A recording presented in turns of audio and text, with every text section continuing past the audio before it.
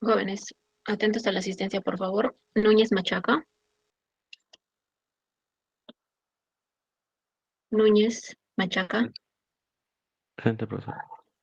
Listo. Lozano Ramos. Presente. Mamani Ruiz.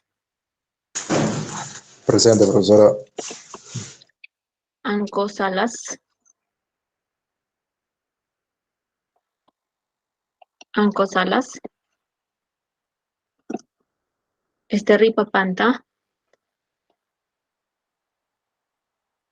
Esterri Papanta. Espinosa Turpo. Espinosa. Ordóñez Coricaza. Ordóñez Coricaza. Vargas Sonco. Presente. Okay. Gómez Tito. Gómez Tito. Palo Llanos. Palo Llanos. Acochura. Ancochura. Vilcanqui Yaputipa. Presente. Okay. Díaz Arapa. Díaz Arapa. Acosta Zárate. Acosta Zárate. Román Canaza. Presente, profesora. Okay. Quispe Cutipa.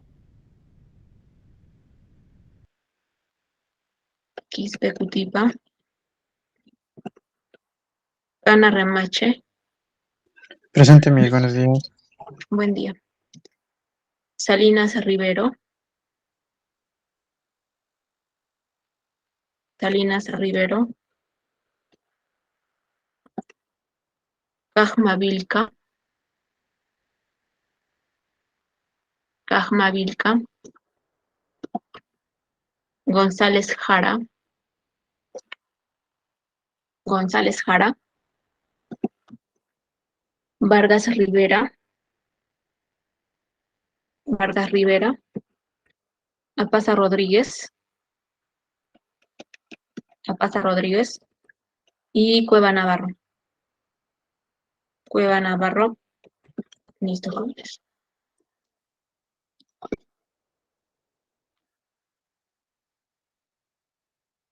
Bueno, jóvenes, entonces vamos a continuar con los materiales cerámicos, pero estos ya tienen aplicaciones específicas. Dentro de ellas están los que son los llamados ferroeléctricos, piezoeléctricos y piroeléctricos. Ok, entonces vamos a detallar un poquito de este tema.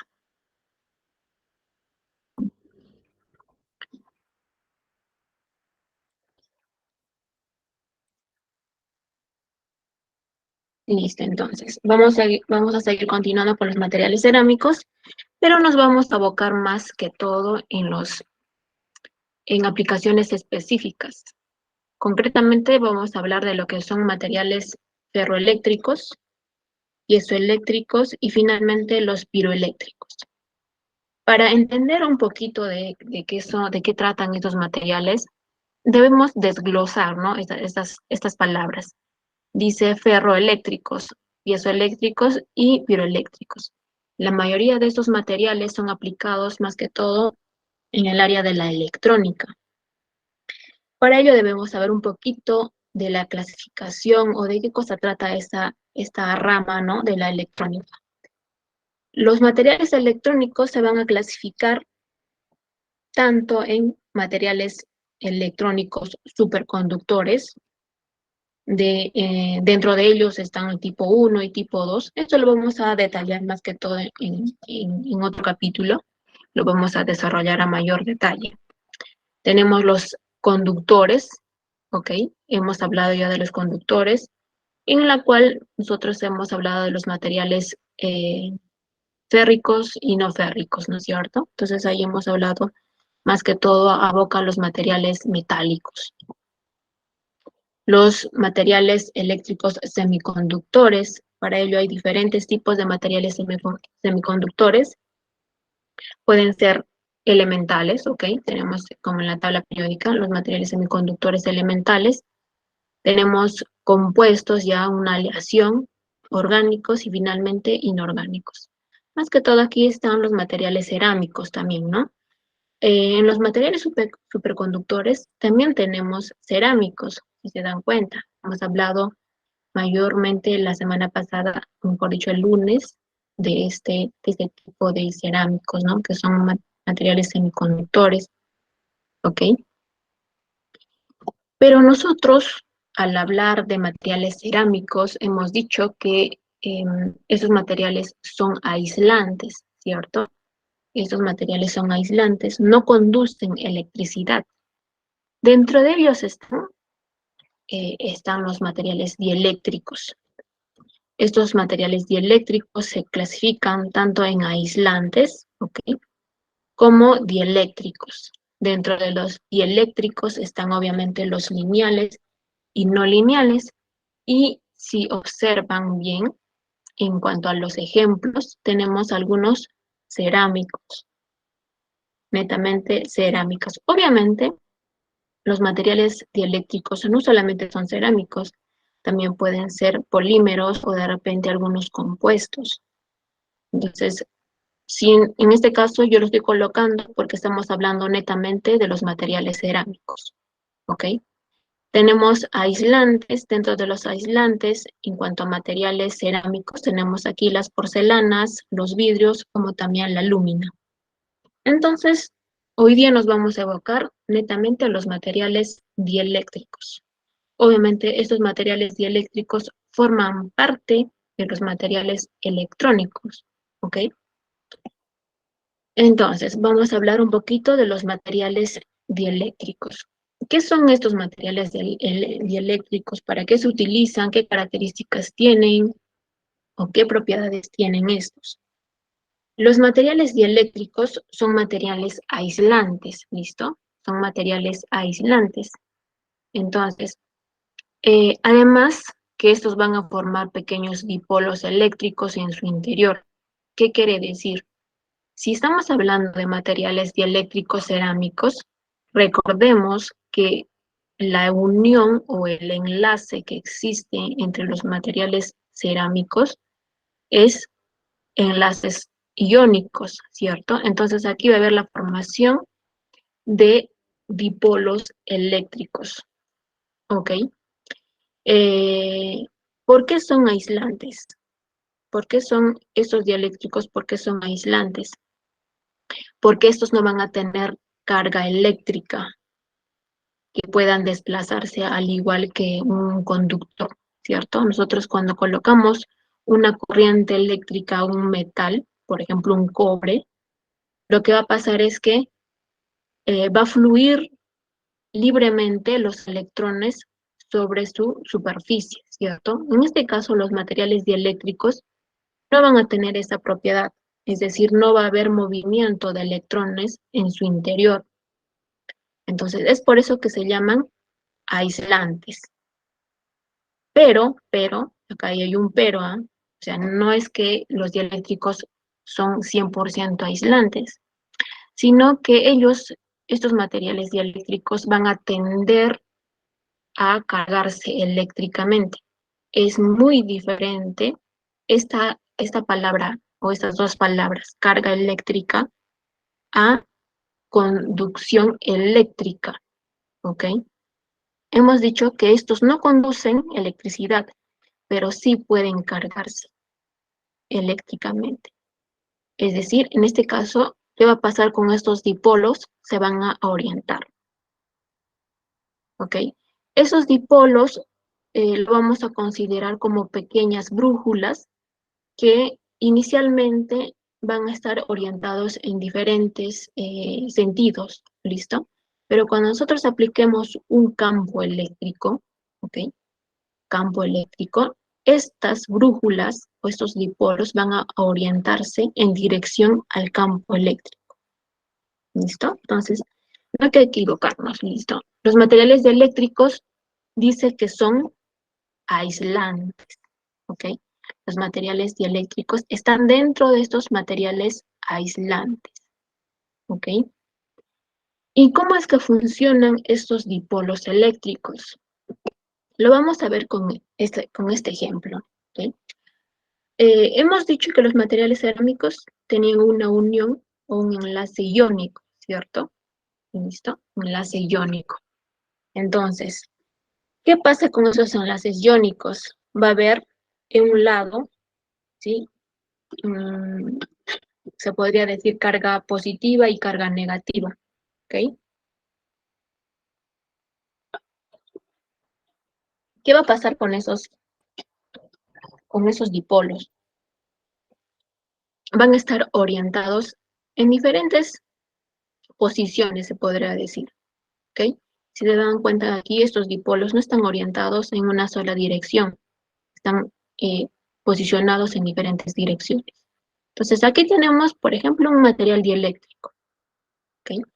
Nos dice que también estos dipolos lo consideran como dipolos microscópicas, ¿ok? En las cuales se parecen mucho a unas brújulas. Estas brújulas, si se dan cuenta, están orientadas en diferentes direcciones, ¿ok? Entonces, lo vamos a considerar así.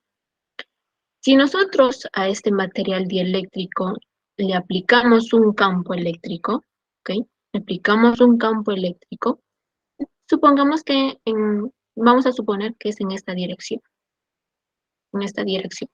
Vamos a aplicarle un campo eléctrico. ¿Qué va a pasar con estos dipolos que están desordenados?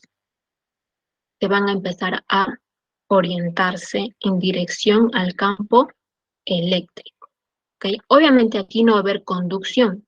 No se equivoquen cuando bueno, la palabra de conducción con campo eléctrico. Conducción significa que va a haber aquí movimiento de electrones, ¿no es cierto? Es por ello que va a conducir electricidad. En este caso, en los materiales eléctricos no va a haber conducción, pero sí se van a cargar eléctricamente. ¿Cómo se van a cargar eléctricamente? Simplemente orientándose estos dipolos, es decir, va a haber un ordenamiento de dipolos. ¿Listo? ¿Cómo lo veríamos en cuanto a las brújulas? Así, empezamos a aplicar el campo, la corriente eléctrica, pero esta corriente eléctrica no va a fluir, pero sí va a existir un campo eléctrico. Aquí internamente hay un campo eléctrico. ¿Listo? Entonces, esas brújulas también se van a orientar en un solo sentido, al igual que estos dipolos. ¿Ok? ¿Está entendido? Entonces, bueno, aquí nos dice lo mismo, ¿no? Esto hace que cuando tenemos un dieléctrico en un campo eléctrico, no lo va a atravesar este campo, esta corriente eléctrica, ¿sí, no? Bueno, dice, ¿no? No lo atraviesa ninguna corriente, pero sí lo atraviesa el campo eléctrico. No se olviden en cuanto a corriente y campo eléctrico, no son iguales. Entonces, ya tenemos entendido un poquito de lo que son los materiales dieléctricos. Son aislantes, ¿ok? Los dieléctricos forman parte de los materiales aislantes, pero ¿qué les hace diferente? ¿Qué les hace diferente? De que estos se pueden cargar, es decir, se pueden cargar eléctricamente, o pueden orientarse, sus dipolos pueden orientarse en dirección al campo eléctrico. ¿Ok? Entonces, vamos a ver cómo es esta polarización. Este campo eléctrico que tiene internamente también es denominado polarización, es decir, este material se ha quedado polarizado. ¿Y cómo es esa polarización? ¿Cómo es esa polarización? Estos se van a dar tanto en los átomos, moléculas e iones. en las cuales estos van a responder a un campo eléctrico aplicado. Se dice entonces que el material está polarizado. Se va a originar este campo eléctrico en el átomo, en la molécula o en los iones, y se va a denominar a este un material polarizado. Se va a polarizar. ¿Cómo así? Tenemos, por ejemplo, un átomo aislado, ¿ok? Con sus valencias, etcétera, con su número de electrones, protones, neutrones. ¿Listo? Tenemos un átomo aislado. En la figura B vemos un dipolo. ¿Qué quiere decir un dipolo? Que va a haber una zona positiva al igual que una zona negativa. ¿Ok? Si nosotros aplicamos a este dipolo un campo eléctrico, ¿qué va a pasar? Que tenemos el campo eléctrico. ¿Qué va a pasar? Va a empezar a polarizarse, va a empezar a cargarse. ¿Listo? Entonces, la polarización va a ser causada en este caso puede ser por polarización eléctrica o por polarización iónica. ¿Qué quiere decir esto? Polarización eléctrica va a ser un mecanismo que cause la separación de las cargas, es decir, núcleo y electrones. Aquí va a haber núcleos y electrones. ¿Listo? La polarización iónica puede ser por un movimiento o vibraciones de iones. ¿Ok? Puede ser por un movimiento, es decir, puede ser espontánea su polarización.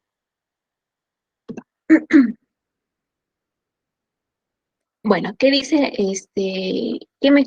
los mecanismos de polarización va a permitir que se almacene carga en un capacitor? ¿Dónde mayormente se aplican estos materiales eléctricos?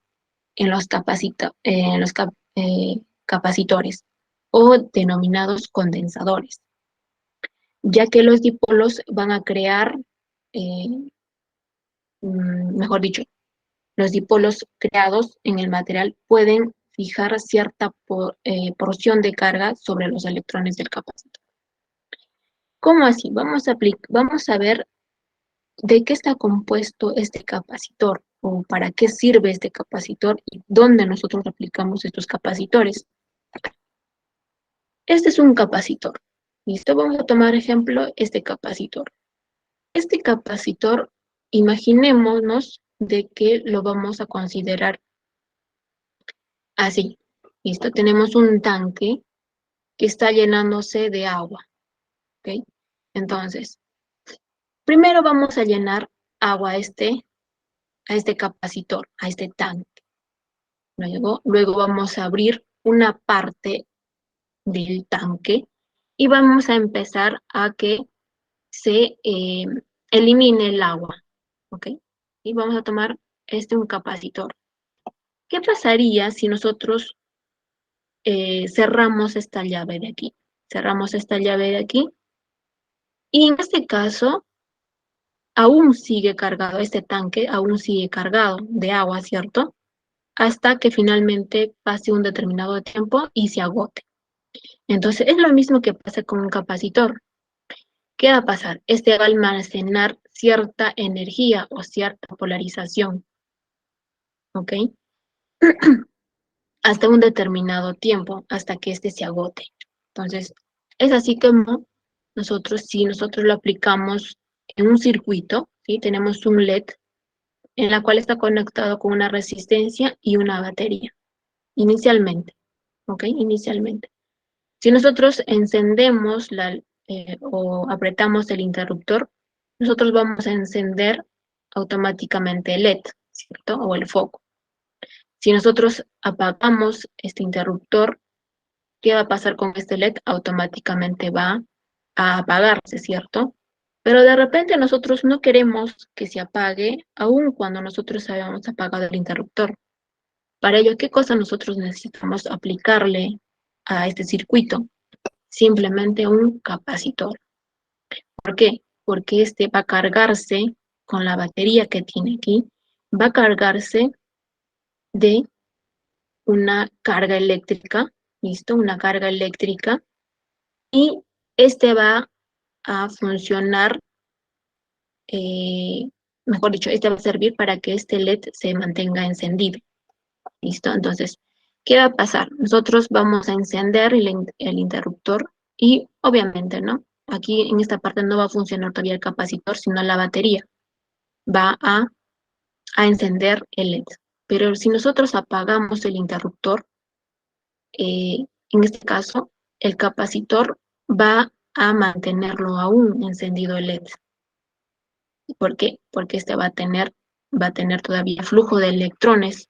Entonces, al momento de que haya flujo de electrones, aún todavía nosotros vamos a poder observarlo, el LED encendido. ¿Ok? ¿De qué está compuesto estos capacitores? Obviamente hay diferentes capacitores de diferentes formas. Eso va a depender del voltaje, ¿cierto? Entonces, estos capacitores se van a estar compuestos por un electrodo. En este caso puede ser un metal. Vamos a suponer que sea aluminio, ¿listo? Un electrodo. Luego va a estar compuesto por un material dieléctrico en el centro. Y en el otro lado va a estar también otro electrodo, obviamente del mismo material, ¿no? En este caso aluminio o del mismo metal. Entonces, en el centro va a estar el dieléctrico. Y finalmente, esto es ya, bueno, el estuche protector de la estructura interna que va a tener, ¿no? Y obviamente aquí los terminales. En cuanto a los terminales, no sé si han visto los capacitores que tienen una pata más pequeña que el otro, ¿no es cierto? Entonces ahí identificamos cuál es el positivo y cuál es el negativo. Entonces, ¿cómo es que nosotros cargamos a estos capacitores? Para ello nosotros vamos a cargarlo mediante una batería.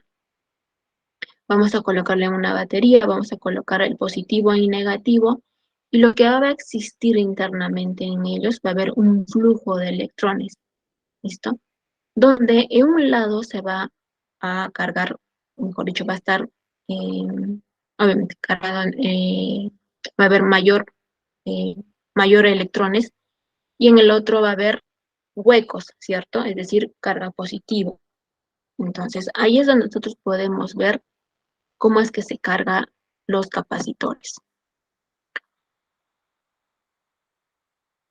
En este caso, va a llegar a un punto determinado en la cual ya no va a ser posible que se cargue este capacitor. Entonces, aquí hemos almacenado energía que finalmente nosotros la podemos liberar mediante la aplicación en esta parte de los circuitos, ¿no? ¿Qué es lo que pasa internamente? Hemos dicho que hay dos electrodos, ¿no es cierto? Tenemos aquí una lámina de metal, una lámina de metal, y finalmente en el centro, en el medio, está el material dieléctrico. En el material dieléctrico va a haber una atracción de un campo eléctrico, ¿ok? ¿Cómo es que, obviamente, los materiales eléctricos inicialmente hemos dicho que están unidos mediante un enlace iónico? Estos enlaces iónicos van a formar lo que son los dipolos. Aquí los dipolos se van a sentir atraídos por la parte negativa, en este caso el dipolo que va a formar aquí, vamos a ver, el dipolo que va a formar aquí va a ser positivo aquí en este lado y negativo aquí, ¿cierto? En la cual el positivo va a sentirse atraído por el negativo, ¿cierto? Entonces aquí tenemos carga positiva y carga negativa. Y aquí también, ¿no es cierto? Tenemos carga positiva y carga negativa. Entonces va a haber una acumulación de electrones en una parte y en la otra parte va a estar positivo, ¿cierto? Aquí va a estar positivos porque se va a sentir atraído de las cargas negativas del eléctrico. ¿Sí? Entonces ahí está cómo es que funciona este material dieléctrico. Cuando decimos cargas o partículas cargadas positivamente, también son denominados huecos de electrones. Eso lo vamos a detallar más que todo en los materiales semiconductores. Entonces, eso es lo que pasa internamente con los capacitores. tenemos un capacitor sin ningún tipo de batería, si se dan cuenta. Entonces, al no tener batería, tenemos el capacitor que va a funcionar como una especie de batería, en las cuales va a haber un flujo de electrones.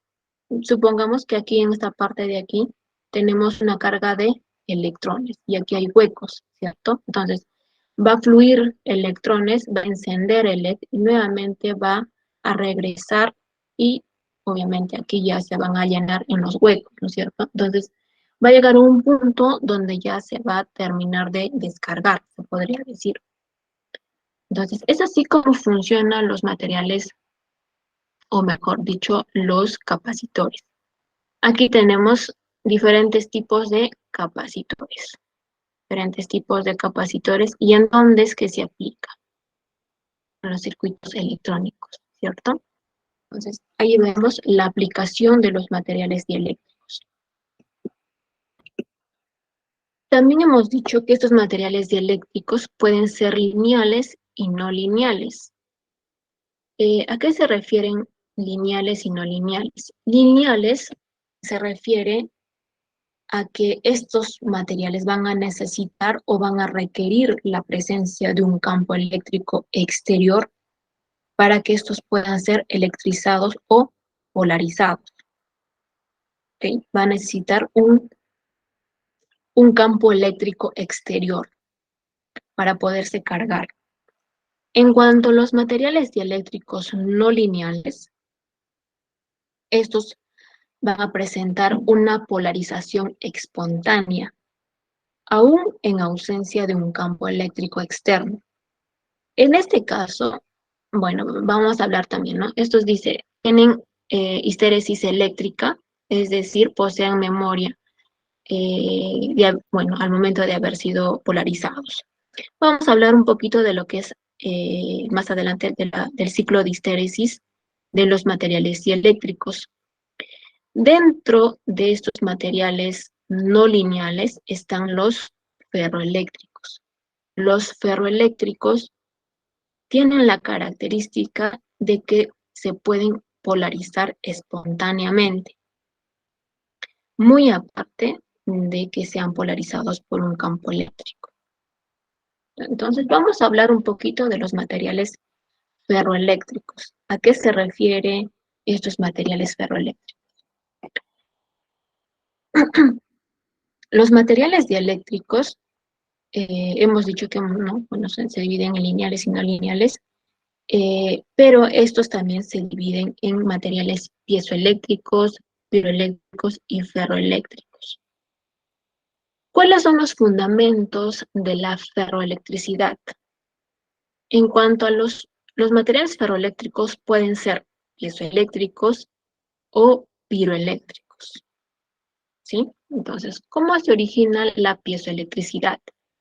Estos se van a generar por campos eléctricos. Se van a cargar por campos eléctricos. En cambio, los piroeléctricos van a generar carga por campos térmicos. Y los materiales ferroeléctricos van a generar carga por campos eléctricos. ¿Listo? Entonces, un material ferroeléctrico también es denominado un piezoeléctrico. ¿Listo? Pero no podemos decir que un piezoeléctrico es un ferroeléctrico. ¿Listo? Entonces, vamos a ver en qué consiste estos materiales ferroeléctricos. Es una propiedad. ¿Listo? Los ferroeléctricos es una propiedad de ciertos cristales no conductores. Al decir no conductores, estamos hablando de materiales aislantes, ¿cierto? O dieléctricos, que exhiben polarización eléctrica espontánea. Entonces, ¿cómo es esto? Inicialmente hemos dicho, tenemos un ion, en la cual nosotros le vamos a polarizar o vamos a aplicar un campo eléctrico a este ion y lo que vamos a formar, mejor dicho, tenemos un átomo y vamos a aplicar un campo eléctrico y estos se van a ionizar, se van a separar los electrones del núcleo, ¿sí? Espontáneamente. En cuanto a la polarización iónica, ¿no? Aquí tenemos la polarización iónica. Y finalmente, ¿cómo es que estos dipolos o estos iones se van a orientar? Y tenemos una orientación desordenada y al aplicar un campo eléctrico, estos se van a orientar. Y bueno, aquí tenemos otro ejemplo donde tenemos iones o dipolos orientados en diferentes direcciones, pero cuando nosotros aplicamos un campo eléctrico, ojo, también puede ser un campo magnético. Entonces aquí, si aplicamos un campo eléctrico o un campo magnético, estos se van a orientar en dirección al campo que hemos aplicado. Algunos ejemplos de los materiales dieléctricos tenemos como por ejemplo los cristales, o de repente tenemos a la sal, bueno, mejor dicho, al cuarzo, ¿sí? Al cuarzo, o de repente a la sal de Rochelle. Estos son minerales o cristales que están en la naturaleza. O de repente está otro mineral que también tenga esta propiedad, están las turmalinas. O de repente también los compuestos que tengan el titanato de bario, por ejemplo. Esta es una estructura de titanato de bario. ¿Listo? Entonces, estos van a presentar esta propiedad de ferroeléctricos. Bueno, aquí dice lo mismo, ¿no? Dice que estos dipolos eléctricos se van a alinear espontáneamente en grupos llamados dominios. Y en los cristales ferroeléctricos, los dominios pueden orientarse predominantemente en una dirección mediante un fuerte campo eléctrico externo. ¿Cuándo va a cesar este campo? Por ejemplo, aquí está polarizado, ¿cierto? ¿Cuándo nosotros podemos decir que ya no existe esta propiedad de ferroelectricidad? ¿Cuándo va a cesar? ¿O cómo nosotros lo podemos terminar o esta orientación? Para ello nosotros tenemos que calentar el material. ¿A qué temperatura? A la temperatura de Curie. ¿Qué va a pasar internamente con los dipolos? Van a empezarse a separar. ¿Ok? Se van a empezar a separar, obviamente calentando.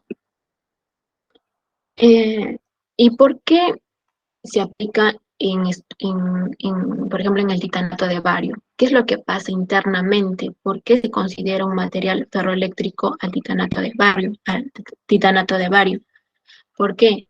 Porque en su estructura, obviamente observamos, ¿no es cierto? Tenemos el bario, ¿sí? Tenemos en las partes azules el bario, en las partes rojas o naranjas está el oxígeno, ¿ok? El oxígeno, y en el centro, mejor dicho, no es en el centro, ¿listo? Ligeramente en el centro está el titanio, justo aquí. Si nosotros lo vemos en otra vista, vamos a ver que el titanio no está en el centro, no hay un centro de simetría. Hay una separación de aproximadamente 0.006 nanómetros. Este centro de simetría, al no ver un centro de simetría, se le va a considerar un material ferroeléctrico. Entonces dice que una condición para que exista la ferroelectricidad es la ausencia de un centro de simetría en la estructura cristalina del material. Y entonces, cuando nosotros apliquemos un campo eléctrico, este titanio se va a mover ligeramente hacia arriba o hacia abajo. ¿Y cuánto es que se va a mover? Esta distancia, 0.006 nanómetros. ¿Qué lo vamos a ver? Bueno, aquí también nos explica, ¿no? Que esta polarización, estos materiales ferroeléctricos, se van a mantener polarizados a cierta temperatura. ¿Y cuál es esa temperatura en cuanto al titanato de bario? Esta puede ser de 0 grados a 120 grados centígrados. A esa temperatura nosotros podemos polarizar o lo podemos considerar un material ferroeléctrico al titanato de bario. Pero si nosotros superamos esta temperatura crítica, superamos esta temperatura, ¿qué va a pasar? ¿Qué va a pasar con el titanato de bario? Es que va a perder esta propiedad de ferroelectricidad. ¿Listo? Entonces, ahí tenemos que considerar la temperatura. Y lo que está explicando en cuanto nos dice, ¿no? Que una condición es que los materiales, que en cuanto a su estructura, es que no haya un centro de simetría, ¿cierto? Entonces, tenemos el titanato de bario, ¿ok? Tenemos este titanato de bario. Bueno, aquí nos dice que es un tipo AB o 3. Bueno, esto es característico. A se dice al bario, B al titanio y O al oxígeno, ¿no? Y el 3, pues es por la estructura que tiene. Entonces, este es un tipo de cerámico. Tenemos al titanato de bario, ¿ok? Si nosotros aplicamos un campo eléctrico o magnético, ¿qué va a pasar con este átomo de titanio? Va a empezarse ligeramente se podría decir, a subir en la dirección del campo eléctrico. Pero si nosotros cambiamos de dirección el campo eléctrico, ¿qué va a pasar con el titanio? Va a empezar ligeramente a orientarse en dirección al campo que estamos aplicando. ¿Sí? Entonces, esto se aplica en lo que es el ciclo de histéresis. Aquí tenemos el ciclo de histéresis, que lo vamos a ver en mayor detalle más adelante. ¿Ok? Entonces, ahí está el ejemplo del titanato de bario. Aquí hay una analogía. Hemos dicho que esta propiedad puede ser tanto ferroeléctrico como ferromagnético. ¿Listo? Acá hay una analogía de materiales ferroeléctricos versus materiales ferromagnéticos. En este caso, ya los materiales ferromagnéticos ya se habían descubierto mucho más antes que los materiales ferroeléctricos. Mejor dicho, han descubierto esa propiedad de ferroelectricidad. Aproximadamente en los años 1907 es cuando ya existían los materiales ferromagnéticos. ¿Y qué decían los autores que habían descubierto, especialmente Pierre? Dijo en ese entonces que los materiales ferromagnéticos estaban formados por dominios magnéticos, que esos materiales ferromagnéticos estaban formados por dominios magnéticos. ¿Sí? Aquí tenemos un dominio magnético, aquí tenemos otros, y si se dan cuenta, estos están orientados en diferentes direcciones, ¿ok? En diferentes direcciones. Estos dominios magnéticos están separados por por las denominadas paredes de Bloch. Estas son las paredes de Bloch. Estas líneas de separación son denominadas paredes de Bloch.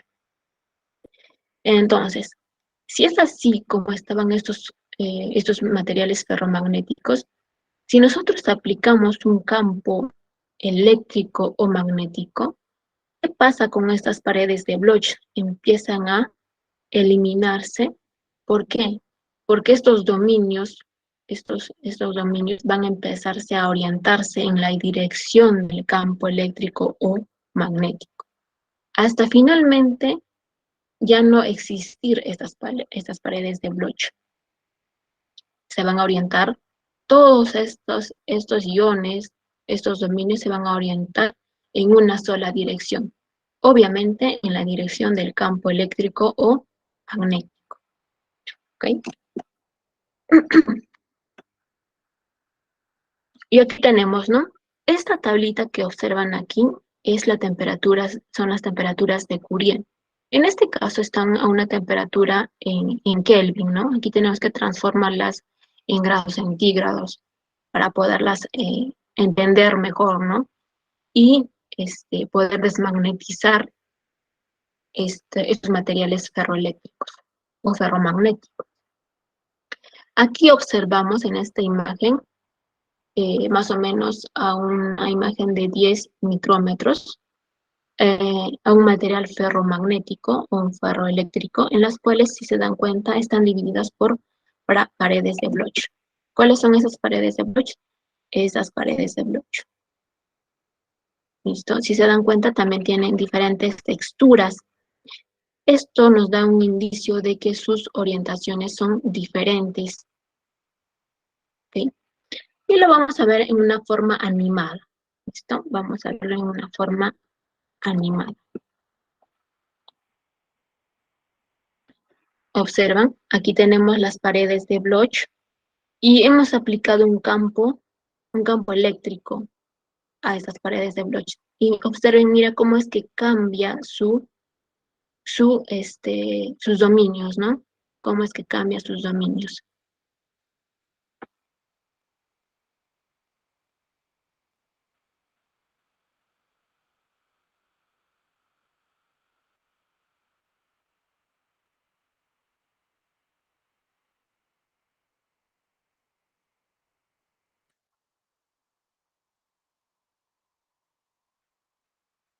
¿Sí? Miren cómo es que se orientan estos dominios en una sola dirección y es por eso que cambia esta textura.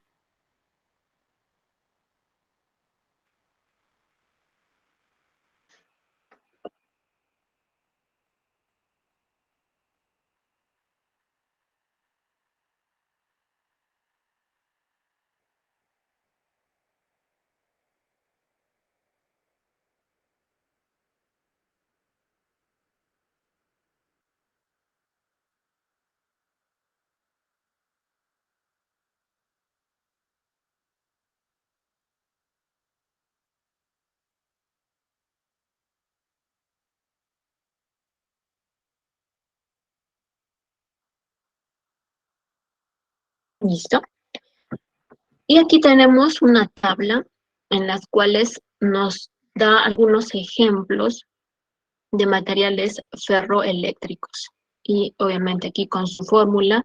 Y aquí está la temperatura en la cual nosotros las podemos despolarizar, ¿no? Listo, entonces vamos a continuar. Y bueno, lo que les he explicado está aquí. Ustedes lo leen a mayor detalle. ¿Okay? Aquí nos dice que el titanato de bario nosotros podemos trabajar entre 0 a 120 grados, en la cual va a estar en una fase tetragonal, y cuando nosotros elevemos esa temperatura o trabajemos a una temperatura superior a 120 grados, va a cambiar esta fase tetragonal a una fase cúbica. En este caso ya va a haber una paraelectricidad.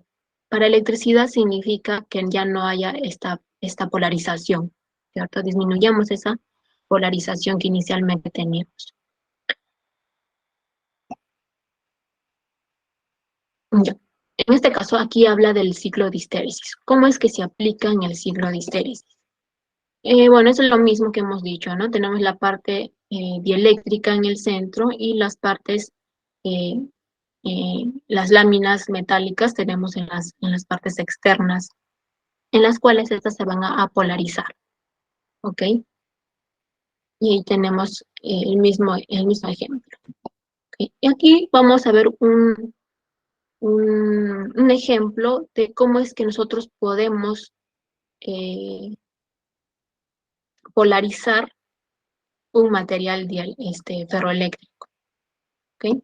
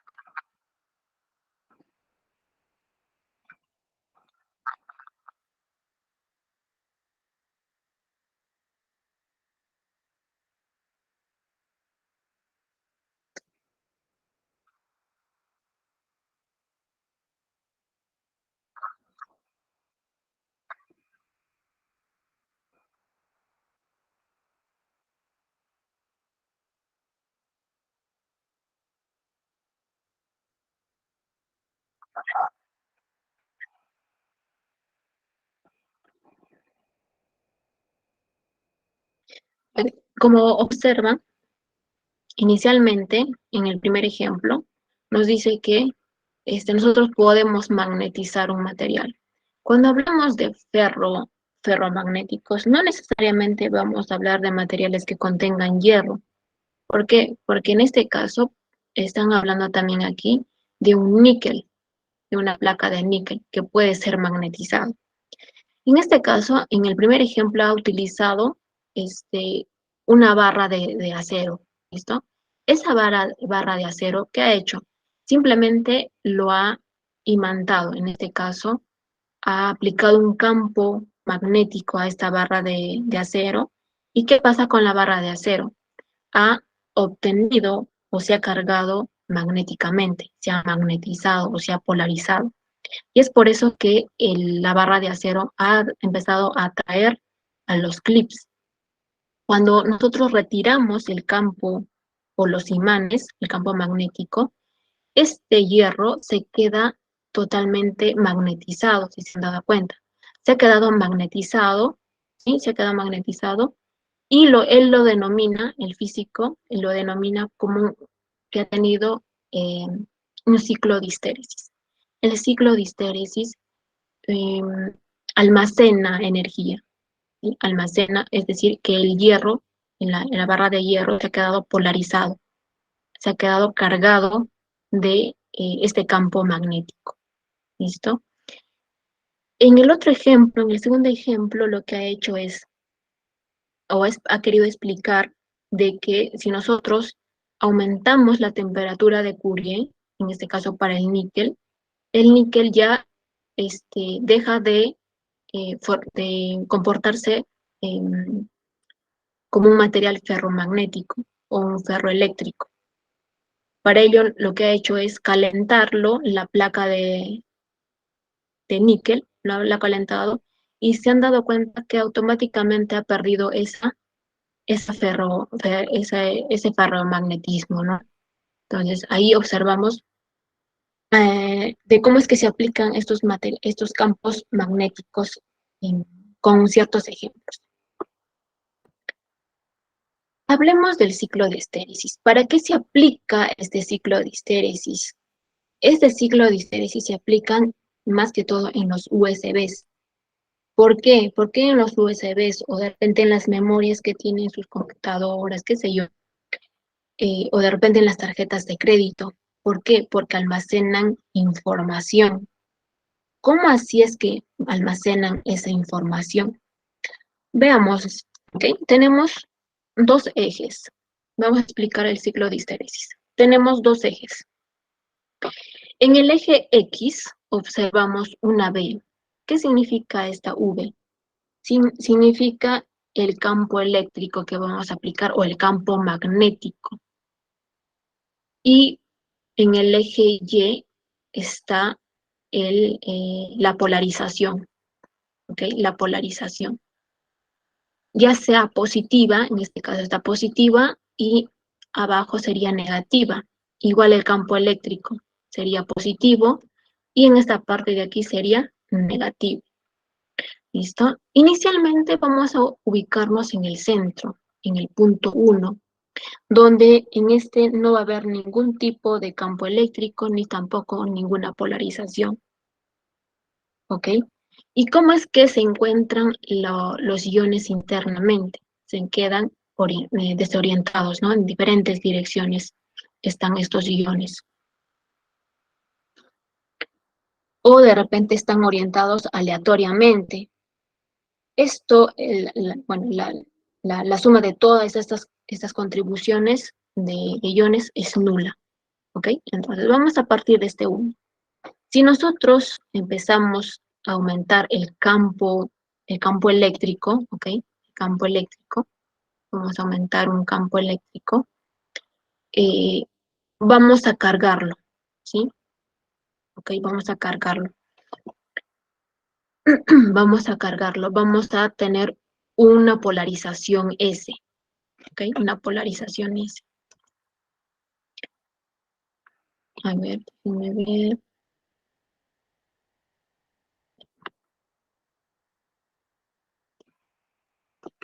Listo, entonces vamos a empezar a cargarlo.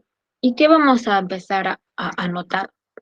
Primero, que a medida que aumenta la intensidad del campo eléctrico, ¿sí? Vamos a aumentar poco a poco el campo eléctrico, obviamente externo.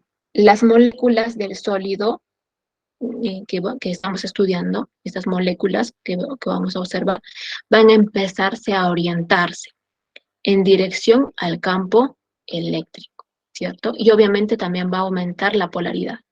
En cada determinado campo eléctrico va a haber una polarización, ¿sí?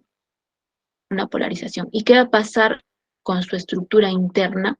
Es que los dominios van a empezarse a orientarse. Obviamente va a haber algunos dominios que no va a ser suficiente carga, campo eléctrico o campo magnético, y hay algunos que no se van a orientarse, hasta finalmente aumentar a un punto determinado, un campo eléctrico determinado, un campo máximo, donde todos los dominios van a empezarse a orientar, todos en un solo sentido, como vemos en el punto 3. ¿Listo? En este momento, en este punto 3, es donde nosotros ya no vamos a poder nosotros aumentar el campo eléctrico, como tampoco la polarización. Va a llegar a un punto neto, es decir, ya va a haber una saturación. ¿Listo? Ya no va a haber iones o dominios que orientar, ¿no es cierto? Porque todos ya están orientados en un solo sentido. ¿Listo? Entonces vamos a llegar justo a ese punto 3.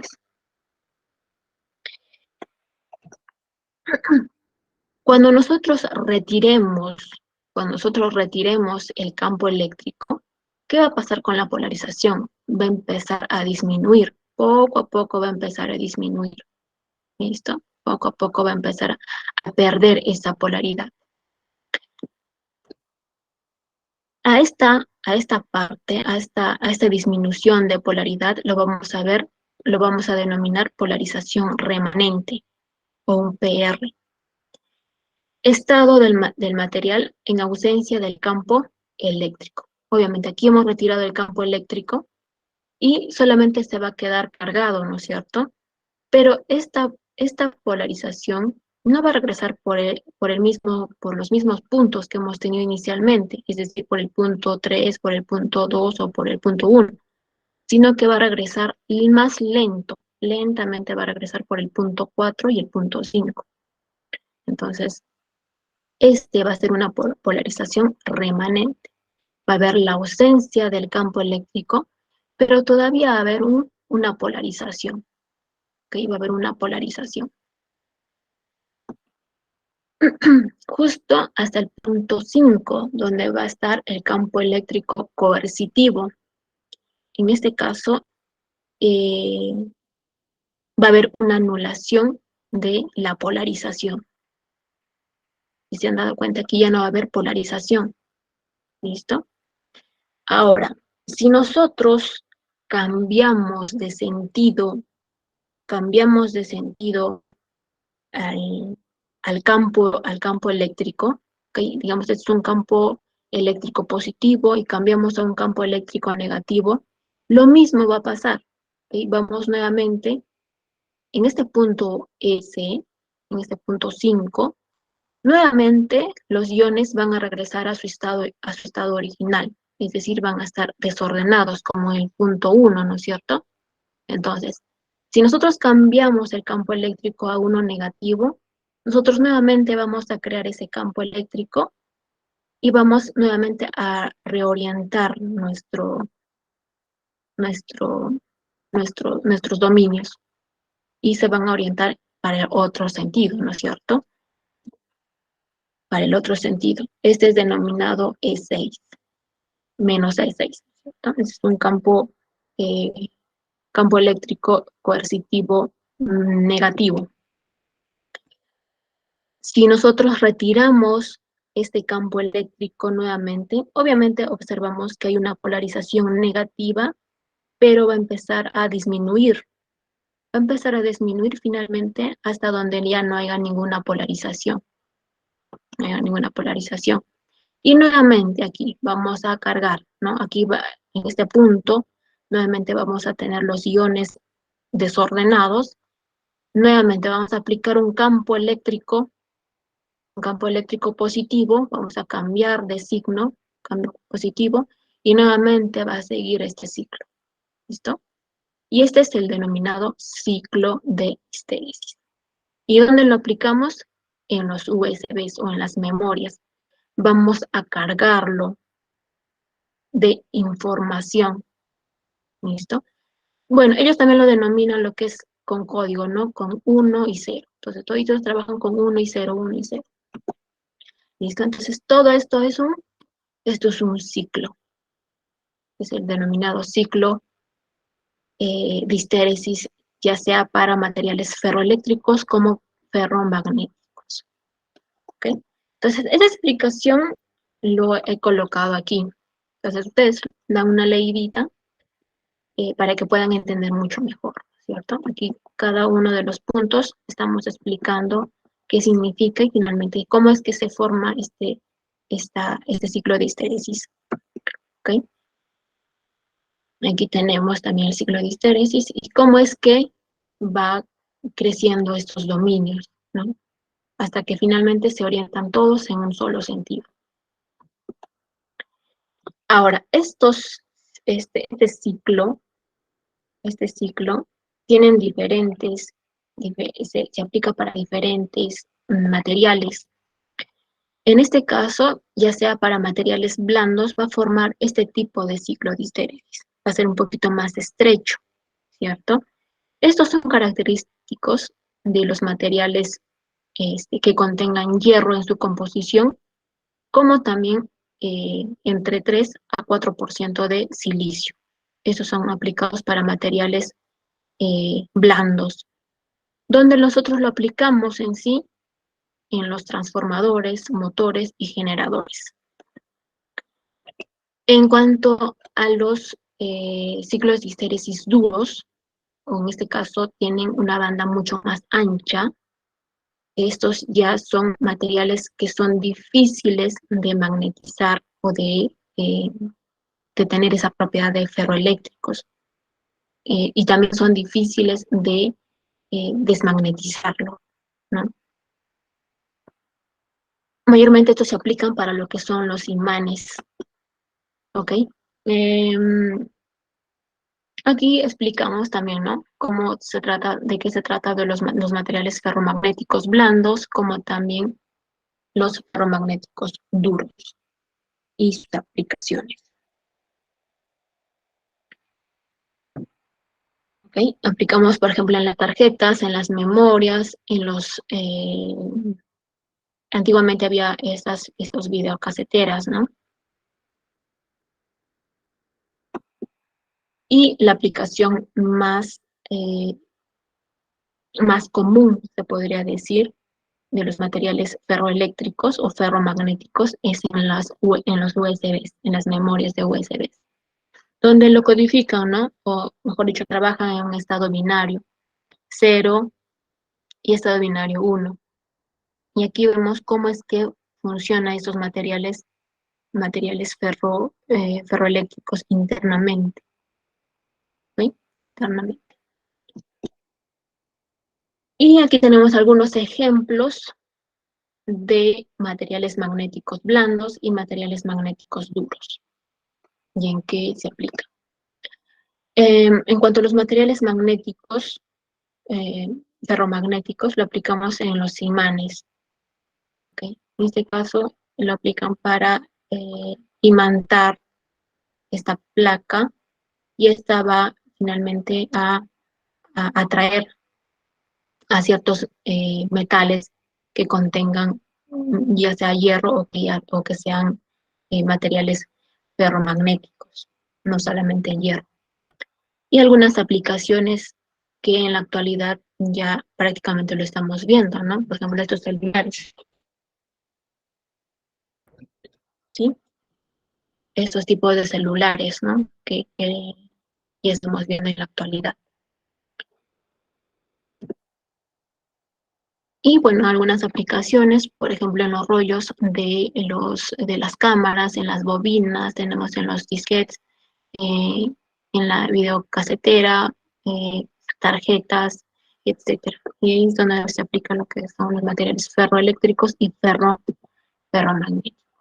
Entonces, ya teniendo claro un poco de lo que son ferroeléctricos, entremos un poco a lo que son materiales piezoeléctricos, ya que los materiales ferroeléctricos son denominados también materiales o forman parte de los materiales piezoeléctricos. ¿Cómo es que funcionan esos materiales piezoeléctricos?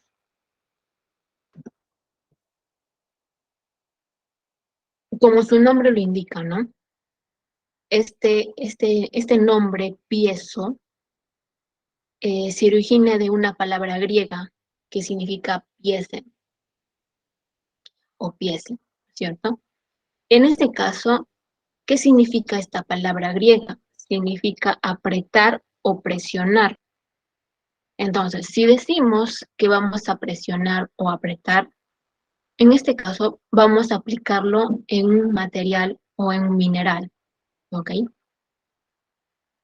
Y bueno, acá dice, ¿no? Que el efecto piezoeléctrico fue descubierto por primera vez en 1880 por los hermanos Pierre.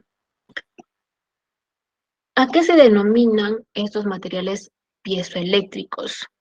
Este es un fenómeno que ocurre en determinados materiales sólidos, ya sea en los cristales, de repente en ciertas cerámicas o materiales biológicos como el hueso, como el ADN o varias proteínas.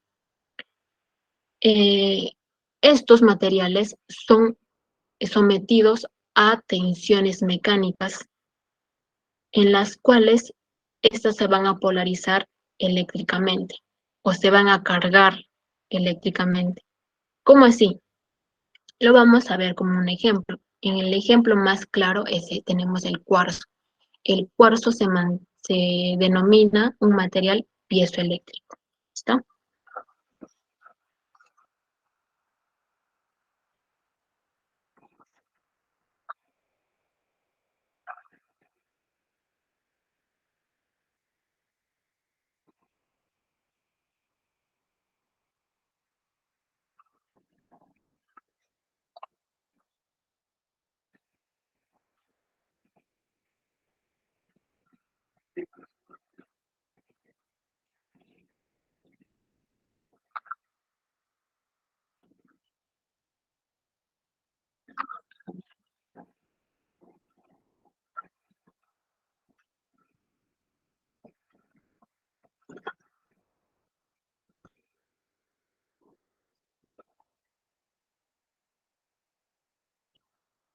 Como ven, esa es la aplicación de los piezoeléctricos. Uno de los ejemplos tenemos el cuarzo. ¿Qué nos decía o qué nos dice el video? Nos dice que al golpear o al aplicarle una tensión al cuarzo, este va a descargar o va a empezar a emitir carga eléctrica. En este caso tenemos al cuarzo.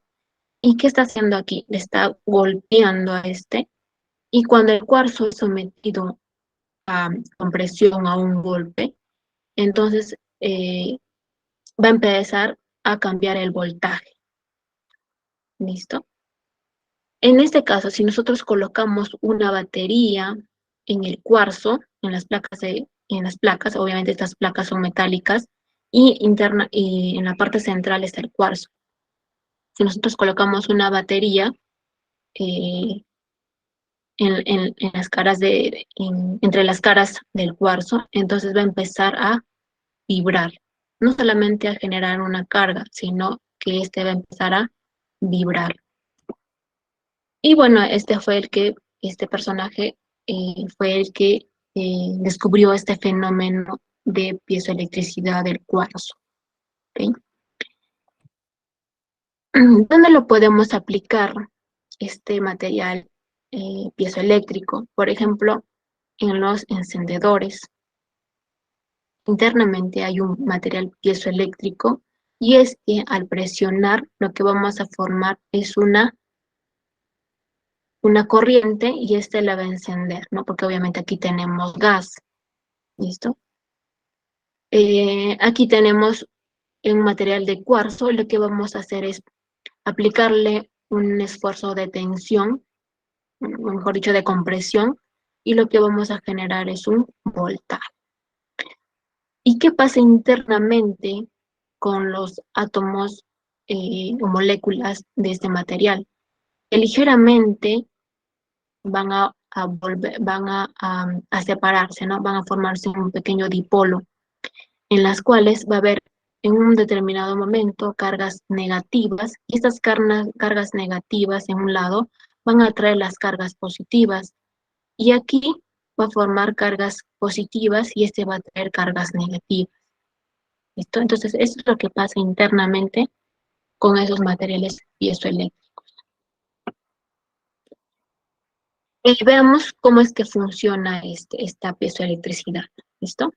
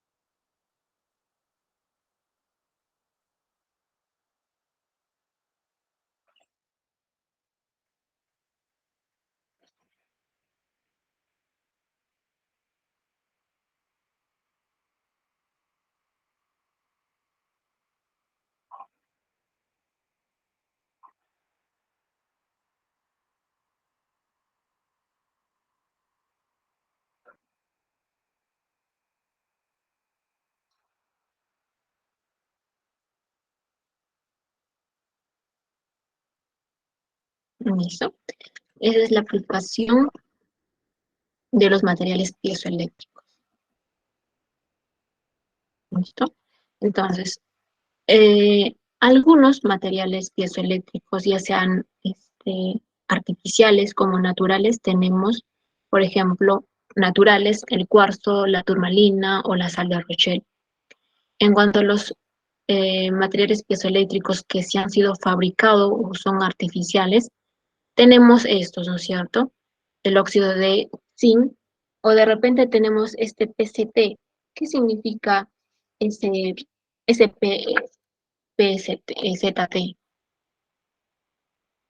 ¿Qué significa? En este caso significa la T es el titanio, P, plomo, y circonio, la Z. Entonces, este es un titanato o de circonato de plomo.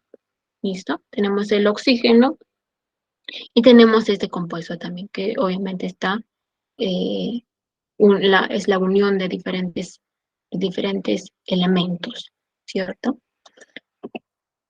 Aquí hay algunos materiales piezoeléctricos naturales, sintéticos, como en este caso cerámicos. Y aquí nosotros nos vamos a evocar a los materiales cerámicos piezoeléctricos, que ustedes lo pueden leer a mayor detalle.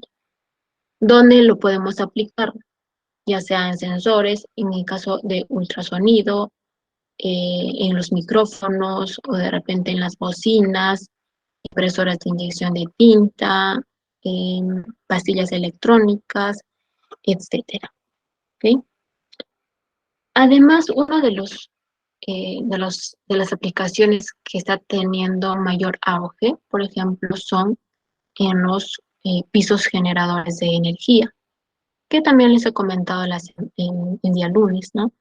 Que nosotros lo que hacen es colocar una plancha de pies eléctricos y al momento de que las personas pasen sobre este, lo vamos a cargar internamente. Lo vamos a cargar y esta puede servir como energía para, no sé, de repente para un alumbrado público, ¿no? Podría ser para eso. Entonces vamos a ver un poco de lo que es esta propiedad de piezoeléctricos aplicado en algunas baldosas, ¿no?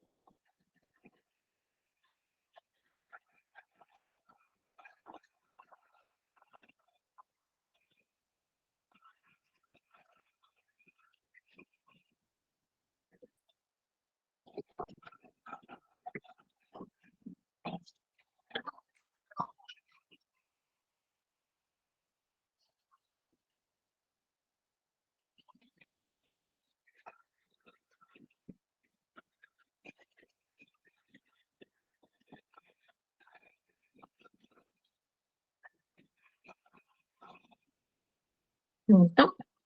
Como ven, la piezoelectricidad se puede aplicar como una energía limpia, ¿no?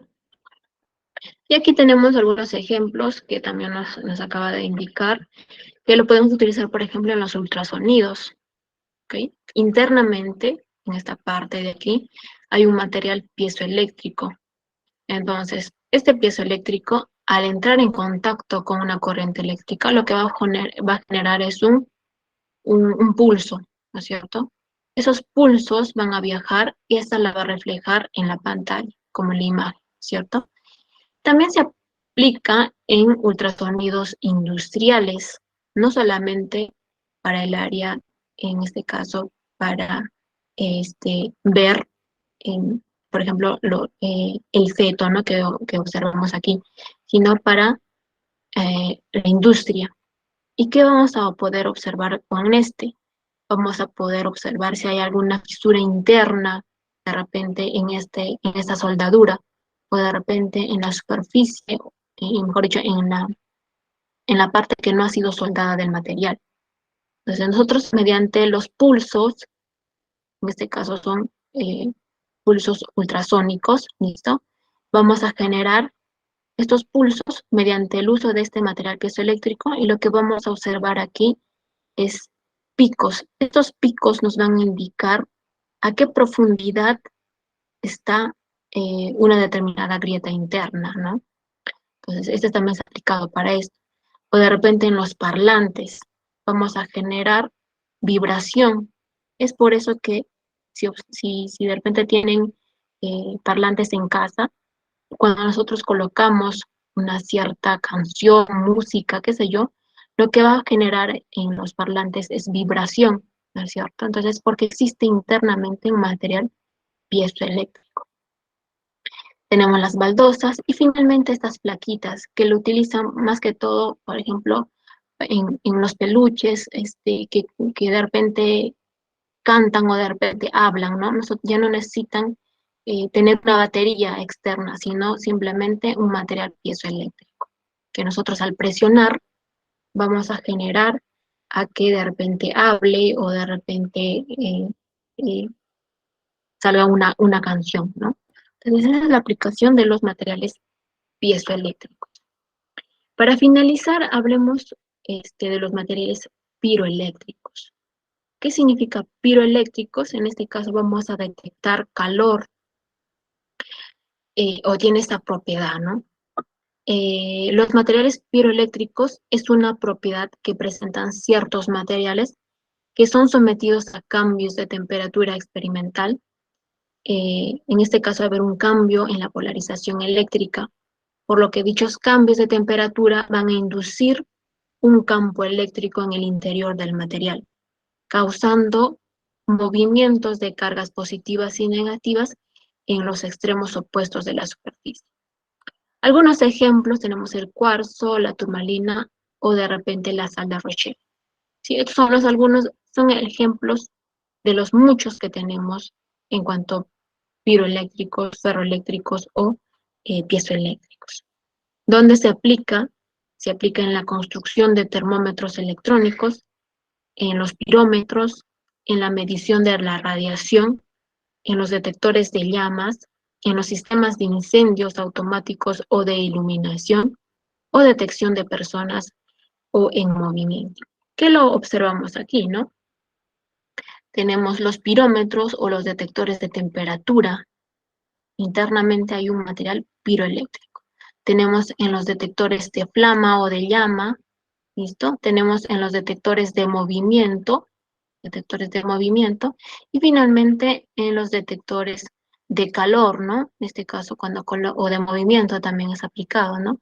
En este caso pasa la persona a una determinada área en la cual detecta el material piezoeléctrico y automáticamente la luz se enciende. ¿Listo? Entonces, cuando se retira o sobrepasa estos 3 metros o esta distancia que hay en la cual funciona el material piroeléctrico, ya obviamente se apaga, ¿no? Entonces, esa es la aplicación de los materiales piroeléctricos. Entonces, hasta aquí sería nuestra sesión de hoy. Si hubiera alguna una consulta, alguna duda en cuanto a estos materiales que hemos hablado, me la pueden hacer llegar.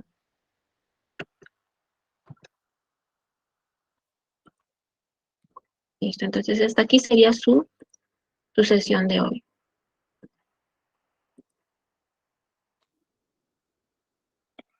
¿Tienen alguna duda, alguna consulta?